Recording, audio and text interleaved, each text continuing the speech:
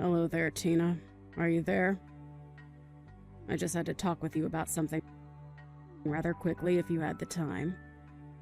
You do know about the family vacation that we're all going to be going on soon, don't you? I was just curious if you were actually thinking that you were going to be coming along with us. I guess what I'm really trying to ask is that you don't really think that you're a part of this family, do you? Because if you do, then I really just think that you need to wake up and face the real world. You are a nobody to us. You're nothing. And you are certainly not, nor will you ever be a member of this family. Hello, Rachel. It's just so lovely to hear from you. Thank you so much for double-checking my schedule. Yes, I was, in fact, thinking of going on the trip, if you must know. After all, you were all going to go in our car, isn't that right? Yes, we were going to use your car, but I don't see why you think that that gives you a right to come along with us. I mean, do you really need to tag along? Well, it's been a long, long time since my husband and I have gotten to take a trip. But I remember that Dan mentioned wanting to stop at a nice brewery that was going to be on the way and asked if I wouldn't mind driving so he could drink a little. So actually, another reason why I was going along is to make sure that everyone can have safe, responsible fun. You actually have nothing to worry about, you see. I'll be the one driving. Oh, please. What kind of stupid little excuse is that?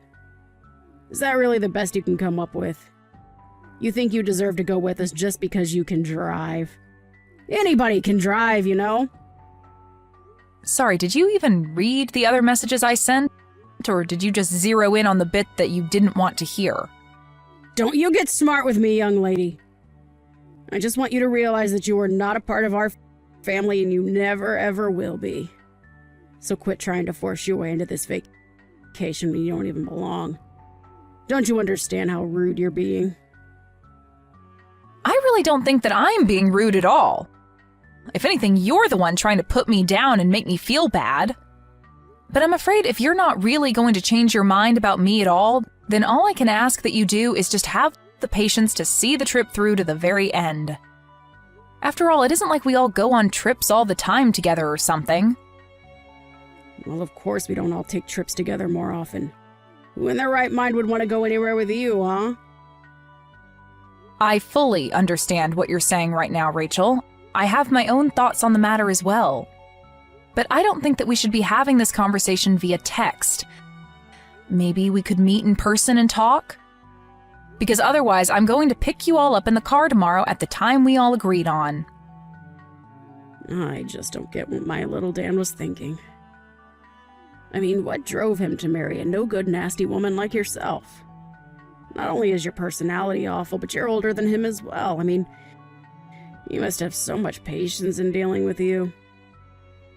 You know, he used to date gorgeous women who were younger than him and knew how to show respect to their mother-in-law.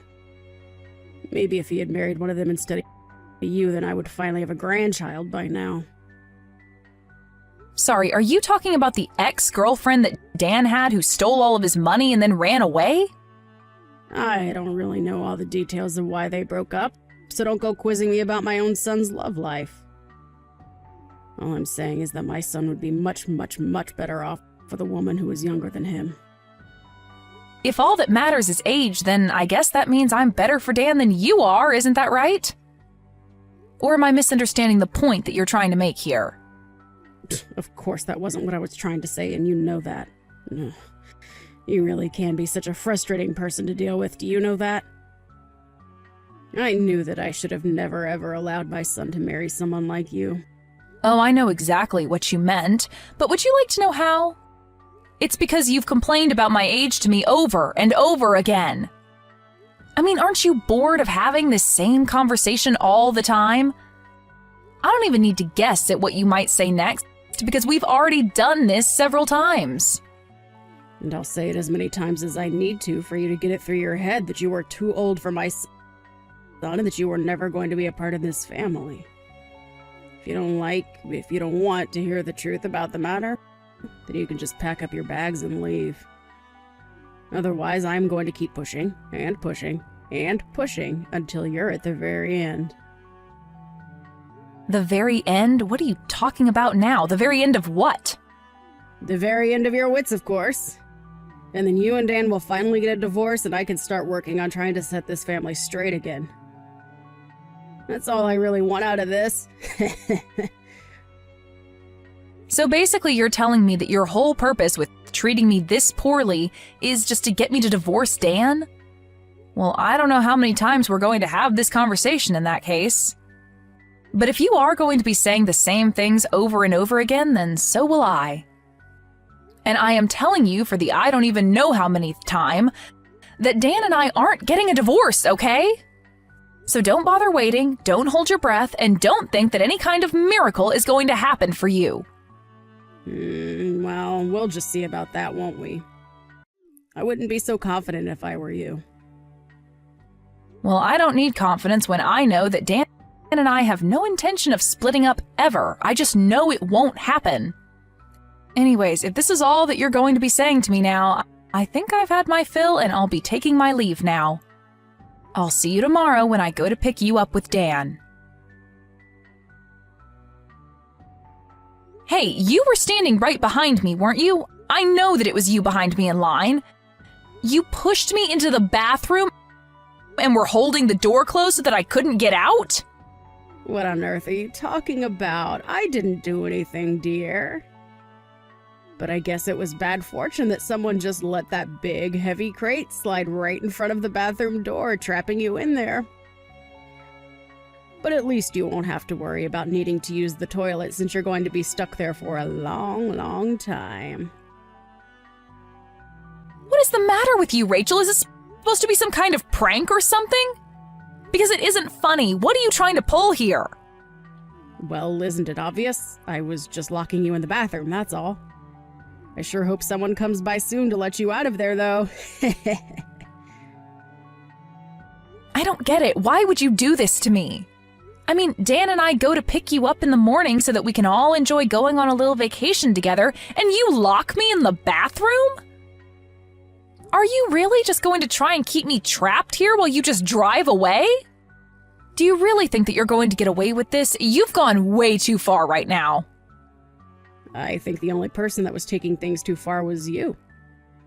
I told you that you were not welcome to come on this family vacation of ours, and you just didn't listen.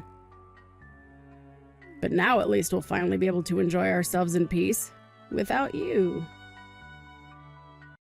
Well, I'm so happy that you're pleased with yourself right now. But just how long do you think that happiness is going to last? Hold on a second. Why can't I get a hold of Dan? Why won't he pick up my calls? Well, that's because I told him that I'd hold on to his phone for him, of course. And then I'm going to tell him that you told me that you had an emergency come up. And I'll tell Dan all about how you had to leave early and called a taxi to come and pick you up. And then we can get on with our vacation and you can have fun waiting for someone to rescue you from the toilet. Are you kidding me? Please tell me that you're not serious about that. Have you guys already left? Did you really just abandon me here? That's right. We're on the road far, far away from you now. So your fate is out of our hands now. I just hope that someone comes along soon to let you out. Otherwise, you could be in there all night. So you're sure that it's a good idea to just leave me here then? Is that really what you want to do? Of course, that's what I want to do. What kind of question even is that? I thought I made it clear that I didn't want you coming on this trip at all. All right, then fine. Have it your way. But just don't say that I didn't warn you. I hope you both get where you need to be safely. Dana, are you there? I really have something that I need to talk to you about right now. Where are you? Please tell me. Let me guess. Things went exactly as I thought they would for you. I heard all about how maybe an hour after you left me, you got on the freeway and ended up in a huge accident. I just hope this serves to teach you a lesson about what you did. But where is everyone right now? Where are you? Where's Dan? Is Dan okay? Dan is fine, actually. You were the one who sustained the worst of the injuries. But honestly, just what were you thinking? I mean, you realized that there wasn't anybody else to drive, right? I was coming along because I would have been the only other person capable of driving. But then you just had to go and pull your little prank and put our family in danger in the process. Tell me though, was it worth it? You have no idea what you're talking about at all. I was in the car. I know how to drive. Oh, really? Do you? Because if you did know how to drive, then just how did you all end up in that accident then, huh? I mean, you're lucky that you got away with just having your hip broken. You could have lost your life. Don't you realize that? You were acting like a complete idiot, and lo and behold, something bad happened to you. What did you just call me? How dare you say that to me when I'm the one who got in an accident? I mean, sure, it had been maybe a decade since I last ever drove, but still, a car is a car and I know how to drive. I just didn't think that there'd be so many other cars. And I forgot how fast you have to go on the highway. So basically, you didn't know how to drive, is what you're saying then. In fact, is your driver's license even still valid? Or were you just driving around with an expired license? You know that means you could be arrested for what you did, don't you? Wait, what? You think that I'm going to be arrested? I mean, you were the one who was behind the wheel of the car. Who else would be liable? Dan and your husband were drinking, so they weren't going to drive, and the only sober person there was you. But you clearly don't know how to drive anymore, and you don't even have a valid license. You were driving, you caused the accident, it's your fault. But that isn't fair. It's not like I forgot how to drive. Besides, it's not my fault that I can't get a new driver's license. It's those darn people at the DMV who refuse to renew it for me. That's right, I had almost forgotten about that. I remember you mentioned that before Dan and I were even married. You mentioned how you told me that you would never be able to renew your license again. Not only did they think you were getting too old, but you had too many strikes on your last one. But it isn't fair. They sent me to their stupid little driving school. I took all their classes and they still had the nerve to not give me a new one.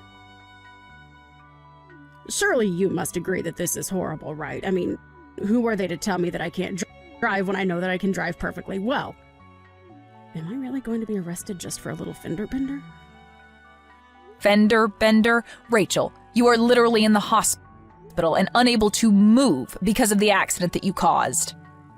Not only that, but you could have seriously injured your son and husband. How can you be so focused on yourself when all that might have happened? Well, I guess that does make some sense when you put it that way. And that's why I was telling you that I needed to be there to drive. But you had to act completely delusional. You locked me in the bathroom and then just drove off without me. Please, Tina, there's no need for you to take this kind of tone with me. Don't you think I've already been through enough with all of this? You must know that I never ever wanted any of this to happen, right? I don't care what your intentions were. Who even gets in a car thinking that they intend to cause a crash anyways? I'm not blaming your intentions. I am blaming the thinking that led up to it. You acted completely irrationally and got your family into a car accident. And that's not saying anything at all about how you locked me in a public bathroom and then just abandoned me. But I just wanted to take a vacation with my family. Is that really so bad? But you didn't even get to have that vacation. You all didn't even make it to the destination we were all supposed to be at by now. Why couldn't you have just waited until we all got there before you started trying to bully me? I understand that you didn't want to be around me and that you were worried that I was only going to annoy you, but surely being annoyed has got to be better than being injured. And to think that this is going to be the last real memory we have together before Dan and I cut you out of our lives entirely. Wait a second, what? What are you talking about? Why would you and Dan cut me out of your lives? I've already talked to Dan about it, Rachel. I told him all about the horrible things that you say to me. And now, with all that's happened for the vacation, he just can't tolerate you any longer. In fact, he was already going to talk about this with you before we even went on the trip, if you must know. Hold on a second. Now that you mention it, Dan did say that he had something important he wanted to talk to me about. You're telling me that this is that.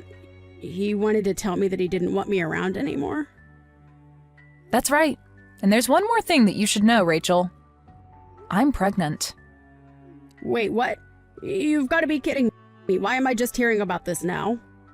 You're only hearing about it now because I know that letting you know any sooner wouldn't have been good for me or the baby. I mean, do you have any idea just how stressful it already is talking to you like this? I knew that if I told you I was pregnant, you would be trying to control my life. I talked to Dan about this and told him that I don't know how I was supposed to go through with this if you were going to be constantly breathing down my neck about every little thing. So we talked and said that the best thing to do would be to put physical distance between us all. So we're going to be moving away. But this is all so much. I can't handle all of this news at once. How is this happening? It's happening because we didn't want you to know a word of it, but now that we're about to cut you out of our lives anyways, it doesn't really matter. That, and you never even gave me a chance to speak about my life to you. You were always just interested in putting me down. But now you've gone and made a mistake that can't be undone. And in doing so, you've confirmed every fear about you that I've had. And you've shown your son and husband that you're nothing but a mean bully who doesn't deserve the loving family she has. But wait, Tina, please. If you're pregnant, then this changes everything. I mean, can't we just pretend like nothing ever happened? We can just put all this behind us, can't we? Why didn't you ever tell me about this? I literally just explained to you why I didn't tell you. Did you even read the messages that I was sending you? I told you that you were just going to try and interfere with our lives even more if you know that I was pregnant. Dan and I were going to use this as the chance to cut you out of our lives. That's why you didn't know about it until now. But then you mean you're not even going to let me meet my own grandchild? Well, it's going to be hard for you to meet them anyway, as if you're behind bars for what you've done. Please don't say things like that. Huh? You really can't think that they would throw an old lady like me in jail. I'm sorry, but the law is the law. Do you really think that you're above just because of your age? Either way, you're not going to be our problem anymore. We want nothing to do with you ever again, and we are going to be cutting you out of our lives. Whether or not you get arrested after this, it really makes no difference to me at all. Just wait, Tina. You can't be serious about this, right? I mean, you're really just going to abandon me during my time of need like this? Please, I had no idea that you were pregnant. That really would have changed everything. I promise that I'll change. I'll help you raise them well. You have to believe me. We do not want you to have anything to do with our child at all, Rachel. That's the whole reason we're going to be moving as far away from you as we can. Just stay out of our lives and don't come looking for us. Do you understand? So then you're really serious about all this? But I never even gave Dan permission to do this. You can't just leave me! I'm afraid that we've already made up our minds and we're going to be moving out. That is final. Just remember that you're the one that's going to have to explain all this to your husband. You're going to have to tell him that you were so horrible to me that you pushed me and your son away to the point that we never want to see you again.